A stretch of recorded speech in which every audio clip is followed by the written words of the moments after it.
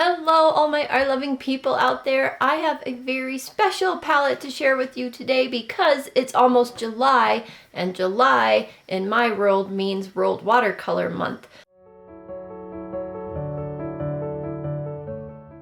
This palette I'm about to show you today was made by the founder of Doodle Wash, who is also the creator of World Watercolor Month. It is called the Sketching Stuff Coloring Set, and it is a palette of 12 half pans of Da Vinci watercolor with some very special colors in it. So if you want to check out Doodle Wash, I will put that link in the description box below so you can just click on it and check it out. He has a lot of fun information on the site. There are a lot of guest artists, and you can participate in his monthly challenges plus the World Watercolor Month Big Challenge. All right, let's check out this palette.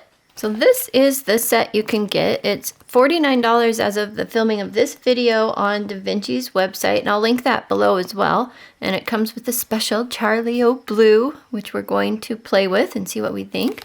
So this is not exactly how the palette comes. This was made for me by a good friend, and I so appreciate that. So some of the, one of the colors in here is not original, and I'll explain that to you when we get there. But if I open this up, these are Da Vinci half pans. They're a little bit different than other half pans you might see. They have kind of a clear look to them, and they have very thick walls. And all the colors in here are the same as what's on this sheet, with the exception of this pink. This would be the Da Vinci Opus, or Vivid Pink, which is a PR 122 mixed with a brightener. And she had to put in Holbein Opera for me, so that'll be a fun switch. But I believe all the rest are the original colors from the set. It's so much fun to have this. And I want to try them out on this Pentalic Aqua Journal.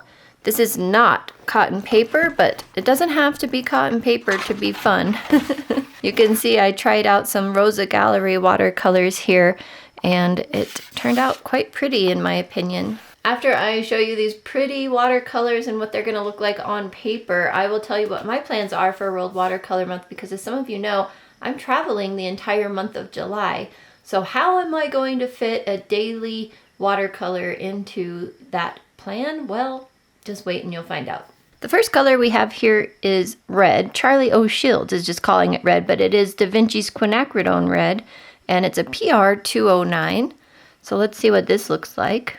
Ooh, it's way more coral than I expected. When I see it in the pan here, it looks really dark, but it comes out on the paper quite pretty and coral. I guess I'll have to turn the light off so you don't get a glare, but then we get shadows, so it is a fine balance here.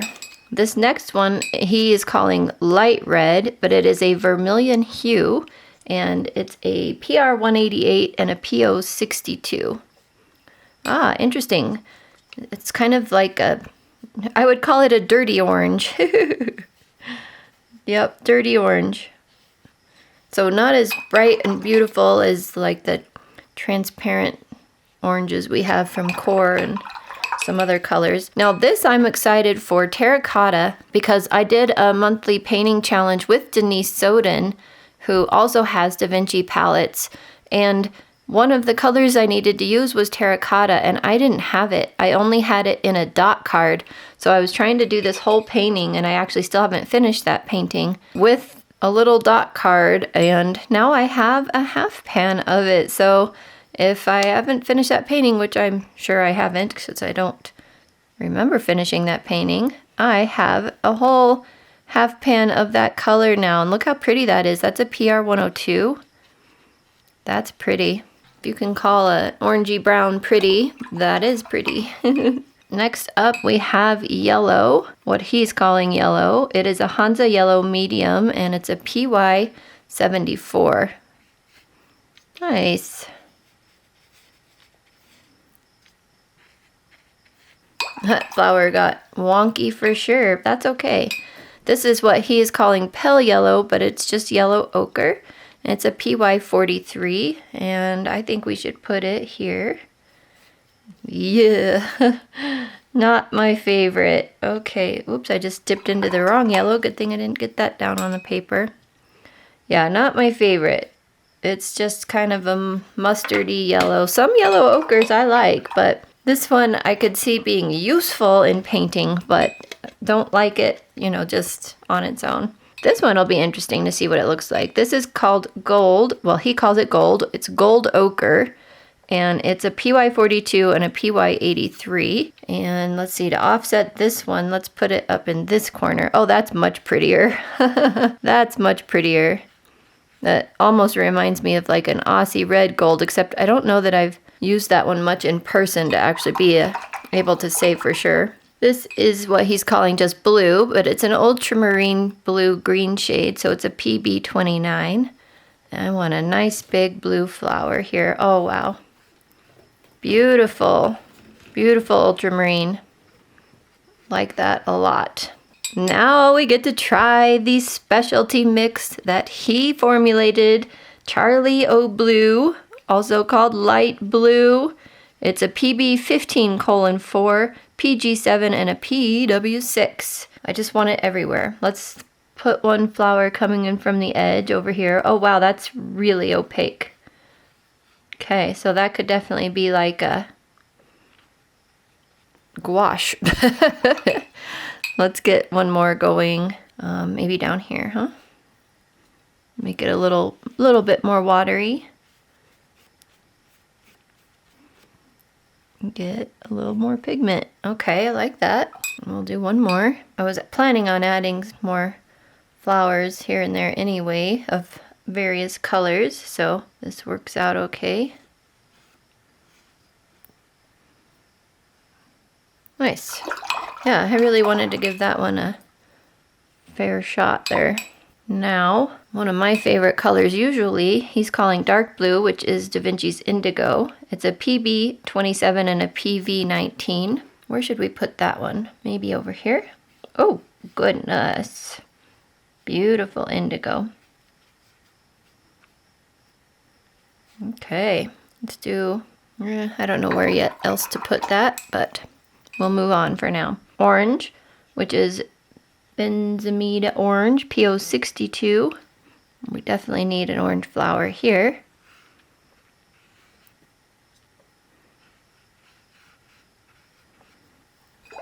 Pretty. I like that orange way better than vermilion. Vermilion's never been my favorite color, that's for sure. All right, now this is the one that's supposed to be pink. He calls pink. And it's supposed to be Da Vinci's Opus, which is Vivid Pink, which is a PR122 and a BV something, some kind of brightener. But this is the one that's been replaced with Holbein Opera. So it's probably almost exactly the same color. So I'm excited to see that. Ooh, pretty. I know this is one of Irit Landgraf's, I don't know how to say her last name, one of her favorite pinks, this Holbein Opera. Wow. Yeah, that is a vivid pink, and I think we need some more of it. There, and maybe up in this corner. I kind of want some over here. Okay. Last color in this palette is going to be what he's calling light green, and Da Vinci calls leaf green, PG7, and a PY65. Oh, pretty. I love bright light greens. That's nice. What do you guys think? You like it? I like it. Yeah, it's less, you know, when I saw it in the palette, I thought it might be kind of obnoxious green, but yet it's amazing how often I use a really light green when I'm painting landscapes, because the sun shines on the plants and they turn out to be a super bright green. And it's so nice to have one in your palette. But this one's actually a little bit more muted even. So that's kind of neat. All right, let's fill this in a little bit now with some of these colors we have here. We'll start with this Quin Red. And let's get one more of those flowers over here. That's just a really pretty red.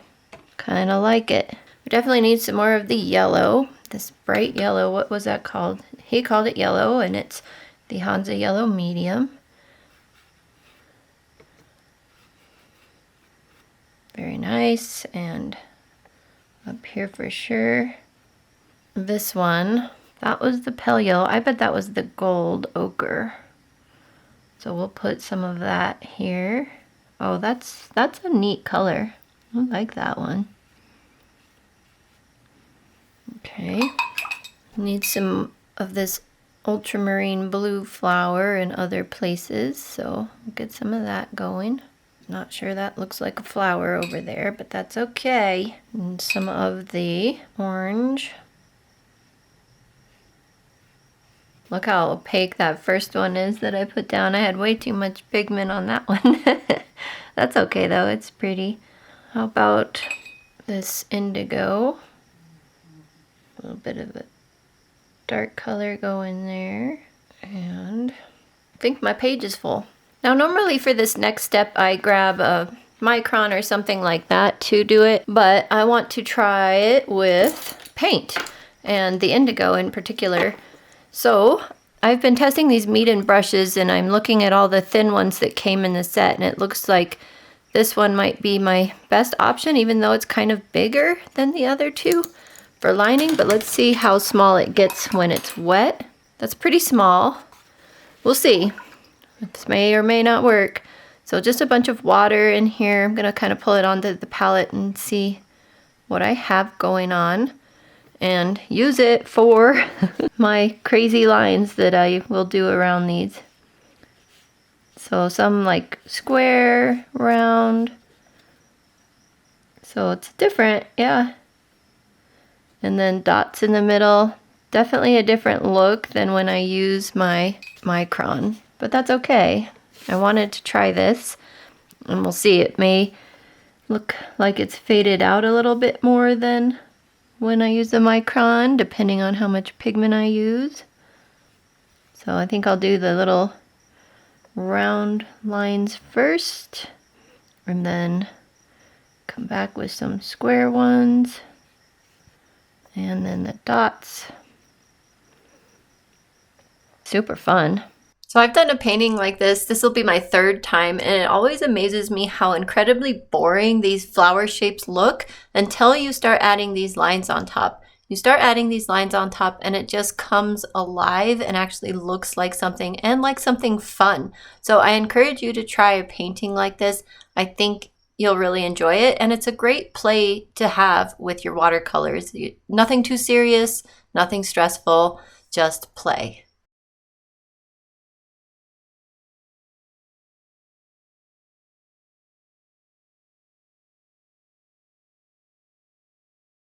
All right, I would say this brush worked pretty good. I'm gonna get out the original brush I had out, which is a round unknown, no number on it. Big, probably a 10.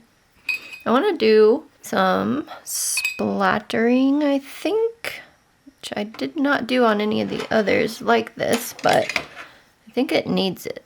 Or it could like dot it, but I'm gonna splatter it, and I'm gonna use the bright, bright pink for that. You know, I want to protect this painting I have over here because I kind of like it. And I'm really messy when I splatter paint. All right.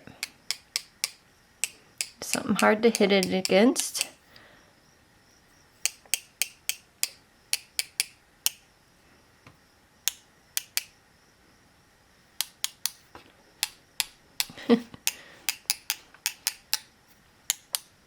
And I think maybe a little bit of the orange, probably the bright orange. Yeah, sure.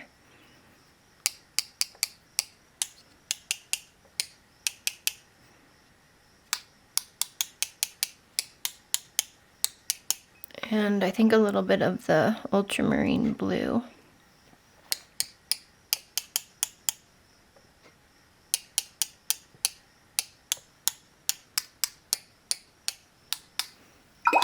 Good enough. Well, that turned out to be a really fun painting with a really fun palette.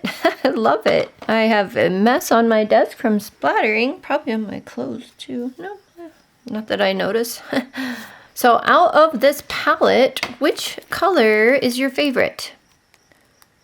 That would be hard for me to choose. I like the Charlie O blue when it's diluted out. Not so much in mass tone thick form. Really like the Quinn red. And the gold ochre is kind of neat. The green, I like many of them. Let's see. If you force me to choose just one, which one would it be? Probably a toss-up between the Quin red and the green, actually. The leaf green kind of got to me. I like it a lot. So one of those two. I've participated in World Watercolor Month ever since I first heard about it. And since I am literally pulling out of my driveway July 1st on a 1,500-mile one-way road trip, how am I going to participate? I really, really want to. So what I did is I found a book that I bought before my no-buy started that I forgot to show you guys, but I can prove to you that I bought this before my no-buy with my Amazon purchase history. Anyway, it's called One Color a Day, a Daily Art Practice and Visual Diary. And I'll take you down on the desk here and I'll show you kind of what it looks like inside. And this will be my plan for World Watercolor Month because it's something I can do this super easy. And it doesn't take very long, so even if I'm driving and pulling into camp late, I can still throw some color down on the paper. So let's take a look. So this book, One Color a Day, was created by Courtney Cerruti. And you're supposed to actually use this book, like draw and paint in this book. So she gives you how she began, some of the history, some of the reasons why you might want to do this, how to do this, what you might want to have with you, and all of that. But the goods are here. So one complaint about the book is that it doesn't open very well. So I'm going to try and kind of force it open here and there without completely breaking the binding. But all you do is just find a color that day. So you just have to have a brush, probably make it easy and carry a water brush with you, and you'll put that color in this slot. So that's all you got to do. And I could start this now. I don't have to wait until July 1st, but I thought it might be fun to start it on July 1st, so I won't. But like this Charlie O Blue would be a fun one to put here. And then I thought in this area that I could do a little painting, maybe with the week's colors, which I thought could be really fun. I don't know. I have no idea how it's going to go, but what I'll do is just put blobs of color or color mixes down here, or maybe I can even paint a little scene if I feel so inspired. But just having a place where I can just put a spot of color just like this and just enjoy my month. Because I want to participate in World Watercolor Month, but I know that I can't do real paintings like I've done in the past, so I thought this would be a good compromise. I'll be taking some beautiful pictures as I go. I'll be going through a lot of national parks up in Canada. I imagine I'll be seeing amazing scenery, which I'm going to share with all of you and do inspired paintings from. But one more thing I wanted to show you in this book is that in the beginning of some of the sections here, she has a category so that you can change things up. So you're not just doing the same thing over and over. She's kind of giving you these cues to go by for the week. So it's neat. And you're supposed to give them names and just have fun with that. So I think this could be an interesting book. This is not watercolor paper at all. Not even close. It's more like a light Bristol paper, maybe. I'm not sure.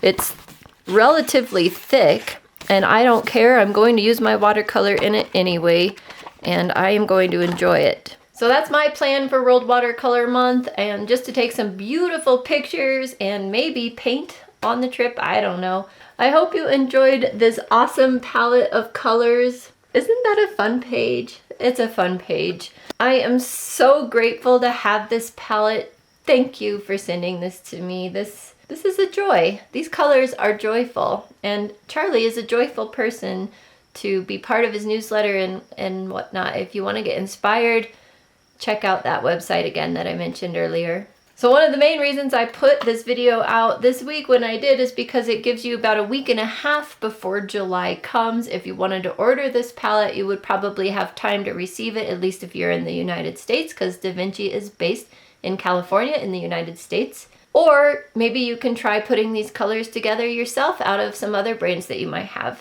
I hope you'll join World Watercolor Month with me. I'll be posting my paintings or whatever I do each day on Instagram, although I may not do it every day. I'll post when I can, and I will see you in the next video. Bye for now. There's puppies. Oh, and you have my little painting Rottweiler in the hallway. puppies. Oh. They're sweet. Ah, Kaya. Dog. Kaya, over here. There's the mama. They're so cute. Yeah, I got a